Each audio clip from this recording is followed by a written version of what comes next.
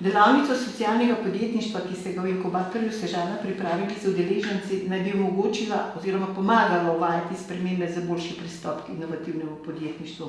Vendar, kako najprej pojasniti socialno podjetništvo in seveda v kontekstu tudi razliko od tako imenovanem inkluzivnem podjetništvu? Ja, mogoče za začetek naj povemo, da socialno podjetništvo v svoji definiciji je zelo podobno navadnemu podjetništvu, kar pomeni, da svoje izdelke oziroma storitve ponuja na trgu. Tudi socialno podjetništvo je tisto, ki nenazadnje rešuje neke težave in izzive v okolju in v družbi, kar se, bom rekel, je podobno sigurno z navadnim podjetništvom, kjer poskuša nek izziv rešiti za podjetnika oziroma za končnega uporabnika. Ne glede na to, je socialno podjetništvo zelo specifično, kajti v definiciji, ki jo imamo trenutno v Sloveniji, je to neprofitno. Kar pri nekaterih ljudeh potem tudi je velik stop znak in se zaradi tega, bi rekli, temu de facto ne odločijo, da bi bili, oziroma ne ustanovijo socialnega podjetja kot takega, ampak še vedno delajo družbeno okoljsko odgovorno.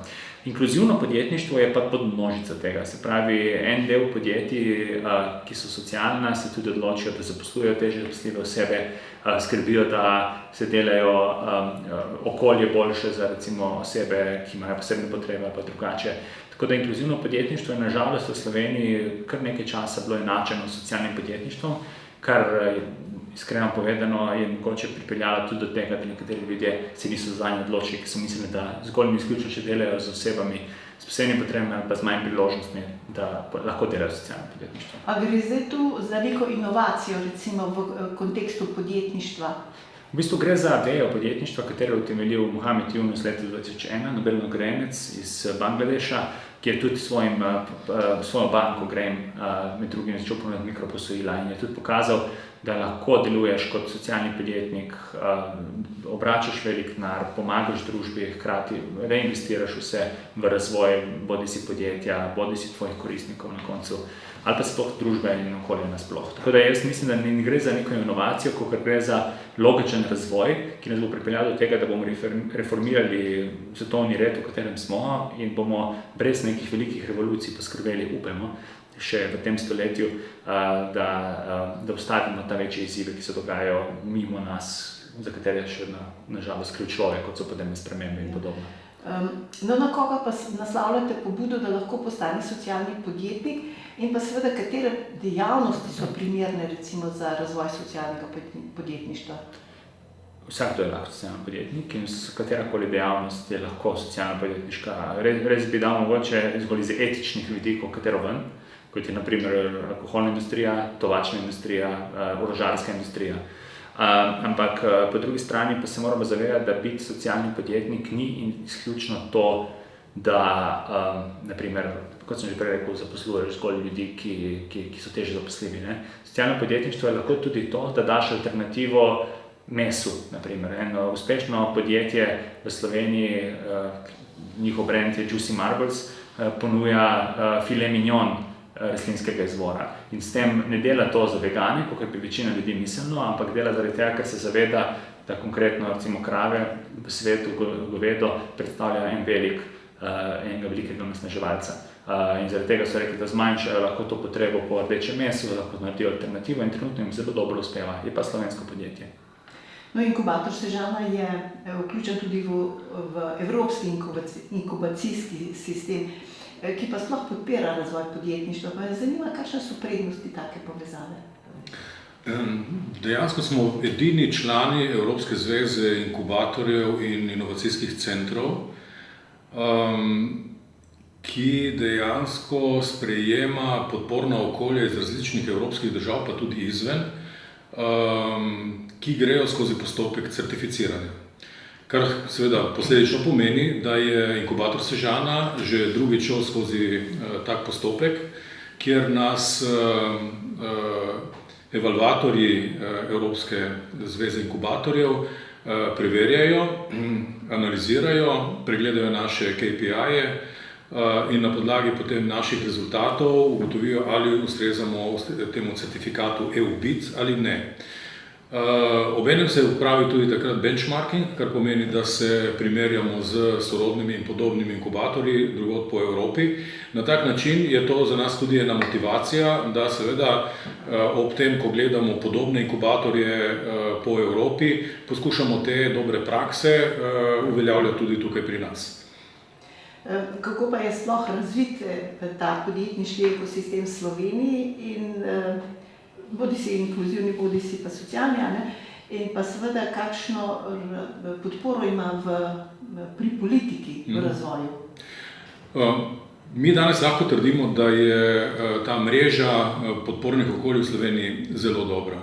Na koncu so tudi rezultati, ki pokažejo v tem, kakšen je vpliv novo nastajajočih podjetij v zgodnji fazi, pa tudi pol v nadaljnji fazi rasti na siceršnjo gospodarsko klimo v državi.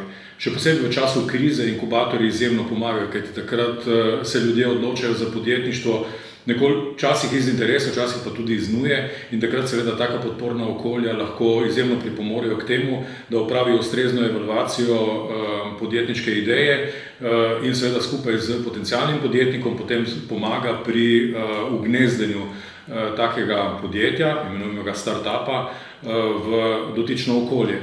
Kaj mi naredimo? Dejansko jim damo na razpolago bodisi prostore, ki itak jih vsako podjetje potrebuje, da ni to hiša podjetje v dnevni sobi, dajemo subvencionirane poslovne prostore, bodisi proizvodne ali pisarniške.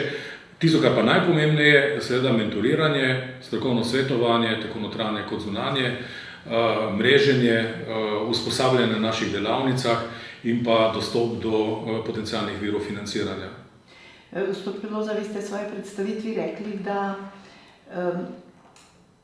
je razlika recimo v percepciji socialnega podjetništva ali pa sploh podjetništva med vzhodno in zahodno Slovenijo. Kaj to pomeni?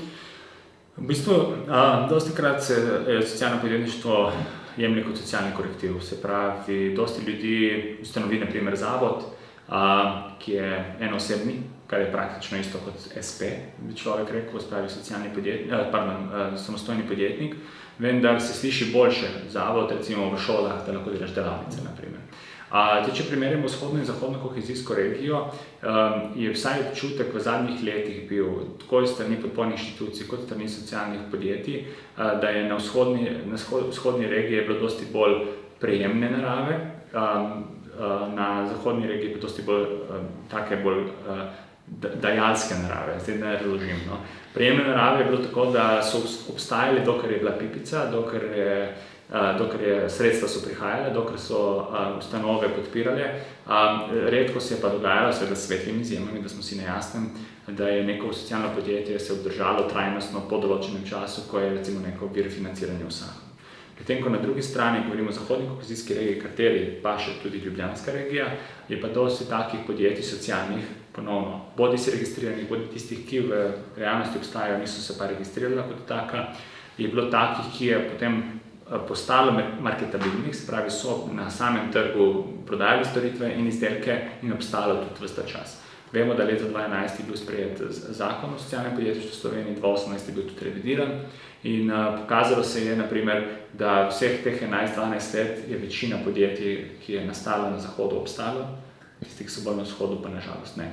Tako da, res vidim, razliko je ni pripisovati zgolj podjetnikom, da smo si na jasnem, gre tudi za način razmišljanja, ker nekako ne moramo iti mimo tega, da obstaja neenakost v eni regiji večja kot v drugi, torej vzhod je sigurno po številnih kazalnikih na slabšem kot pri zahod, in je tudi samo dojemanje strani inštitucij tako, da do neke mere prihajamo tam jim pomagati, potem ko na zahodu so tisti, ki tudi med drugim občine, in moram priznati, da tukaj na zahodu Slovenije, predvsem na Primorskem, je veliko takih občin, ki je tam, da pomaga tudi socialnim podjetnikom in podpornim okoljem. Tako da jaz bom z malo daljšim odgovorom sicer, ampak povedal, da stvari se zadnje leta kažejo tudi, da grejo na boljše, kar mislim, da sigurno je pomagalo to, da smo bili v konjunkturi, kljub temu, da je bil COVID. Bojim se pa, da se bo mogoče z naslednjim valom recesije, ki prihaja, ponovilo isto, če ne bomo kako drugače ukrepali. In tle se strinjam s kolegom, da ravno v času recesije so inkubatorji igrajo odločilno vlogo pri vzpostavljanju zdravega sistema podjetništva in seveda v tem primeru reševanja izzivov, ki jih je več kot dovolj v času recesije. Ja, saj, gospod Mašič, kako pa je recimo inkubatorju Sežana postalo, uspelo, da je postal, v bistvu je zelo propulziven, ne? In pa, kako bom rekla, uspešna, ne? V tem svoji dejavnosti, ne? Ker konec koncev koliko že 30 let, ne, deluje, ne? To je kar zavidljiv čas, ne? In imate vedno neke nove ideje, prijeme s tem mreženjem in tako naprej. In pa tudi vključeno širši evropski prostor. Jaz mislim, da gre prvenstveno se zahvaliti tistim, ki so svojo vizijo leta 1990-1991 ustanovili ta inkubator in namenili, bo rekel, prve prostore. Že to je bilo vizionarstvo, to je bil prvi inkubator, podjetniški inkubator v Sloveniji. Je najstarejši, kar pomeni, da je tudi edini obstal. Dejansko se je v vseh teh letih poskušalo razvijati to poslovno okolje. Na tak način, pogledajte, inkubator Sežana je dejansko bil izhodišče za celotno obrtno industrijsko cono tukaj v Sežani, ki je gromozanska. 360 podjetij je šlo že iz tega inkubatorja. Ne. Že samo po sebi to kliče po tem, ne, da so tukaj neki modeli dela, ki so uspešni. Nenazadnje, tukaj je še ta prednost, ne, čeprav smo v Sežani, majhno mesto, smo nekako na prepihu, ne, med Slovenijo in Italijo. Pri nas je kar nekaj podjetnikov, ki prihajajo iz dežele Furlanije, Julijske krajine, ki so izkušeni podjetniki, ki imajo to podjetniško kulturo, ki so jo prenesli tudi skratka z svojimi dobrimi izkušnjami k nam inkubator. V zadnjih letih pa poskušamo z ekipo spremljati, ravno s tem članstvom v Evropski zvezi inkubatorjev, spremljati dobre prakse in jih tam, kjer se da, ne za vsako ceno in na silo, aplicirati pri nas. In to se je izkazalo spet kot uspešno. Mi ne delamo, na primer, delavnic kar tako, mi običajno opravimo evalvacijo ali pa povpraševanje v naši skupnosti, kakšne so potrebe, potem pa to vključimo za te obstoječe v naše programe. Hkrati pa razvijamo take programe, kot so recimo čisto osnovni, podjetniška šola, za tiste, ki šele razvijajo neko idejo, do Scale-up akademije, kjer je dejansko že podjetje razvito in išče svojo priložnost na širših trgih ali pa išče celo morda potencialnega investitorja. In v tem smo bili spet ponovno uspešni. Motivacija pri mladih, ne, in iskanje teh potencialnih idej, mladih podjetnikov, ne samo mladih podjetnikov, skratka tisti, ki imajo neko inovativno idejo, pa poskušamo še z dodatnimi, njih imenujemo produkti, kot so recimo kakšni tehnološki maratoni, sodelujemo na največjem tehnološkem maratonu na svetu, NASA Space App Challenge, tudi zelo uspešno že 8 let. In dejansko to vse povzroča malo ozaveščanje o tem, da ponujamo neke priložnosti, hkrati, ko se skreirajo te ideje, pa jim ponudimo tudi seveda ustrezno fazo, ki gre skozi inkubiranje in seveda tudi skozi postinkubacijsko fazo. Poglejte, nekatere evropske univerze so recimo vedenje ali pa učenje o zagonskih podjetjih vključile svoj kurikulum. A je kakšen komentar o tem? Jaz mislim, da je nujno potrebno zavedanje o tem čim prej, seveda na čim bolj didaktičen način.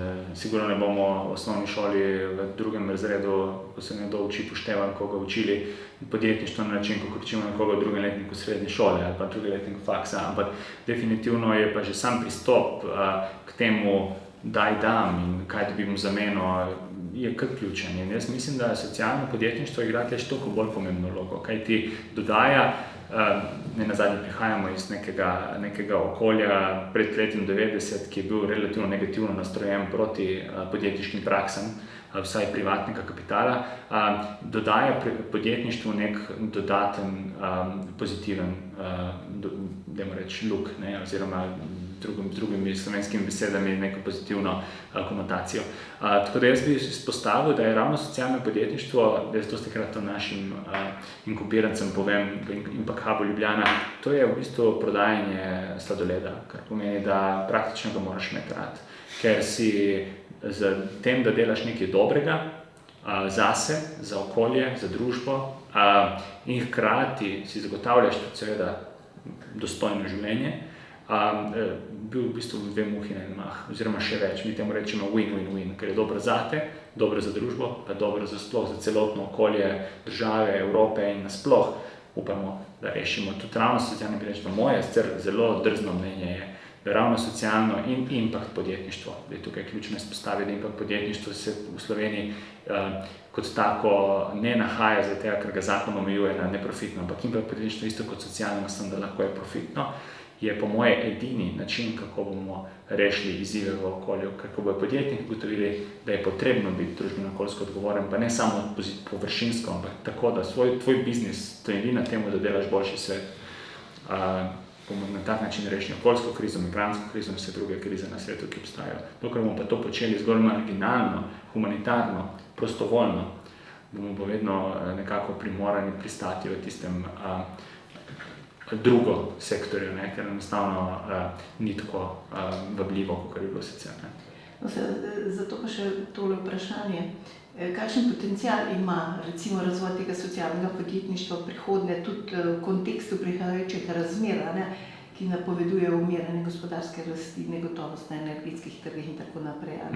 Kar se seveda preliva tudi na druga področja. Ja, jaz mislim, da tako kot ima že v osnovi, v podstati vemo, da ima podjetništvo zelo pomembno prihodnost v času največjih izzivov, kot je recesija, naprimer, pa celo depresija, ko je bila v začetku 30 let oziroma 20-30 let v ZDA.